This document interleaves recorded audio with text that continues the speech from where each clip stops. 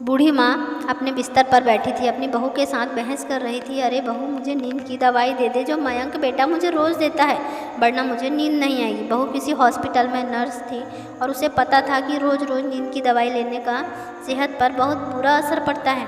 बहू कहती है, नहीं माँ जी, मैं आपको नींद की गोलियाँ नहीं दूँगी, पता है लीवर पर कितना बुरा असर पड़ता है। बहू मुझे गोलियाँ दे दे, मुझे गोली के बिना नींद नहीं आती। मेरा बेटा तो बिना पूछे ही मुझे दे देता है, तेरी क्या दुश्मनी है?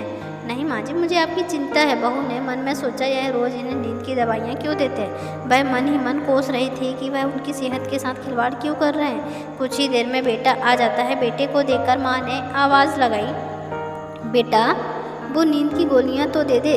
तेरी पत्नी जो कि डॉक्टरनी बनती है उसने तो दी ही नहीं। बेटा कहता है, अभी देता हूँ माँ।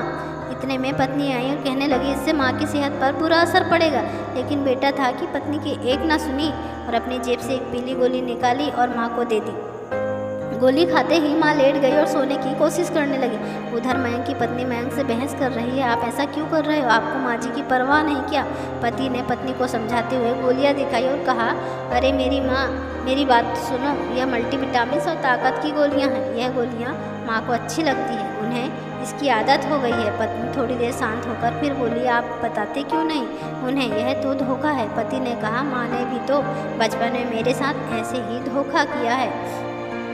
जब मैं खाना नहीं खाता था तो धोखे से मुझे खाना खिलाती थी, जब मैं दवाई नहीं खाता था तो धोखे से मेरे खाने में दवाइयाँ मिला देती थी।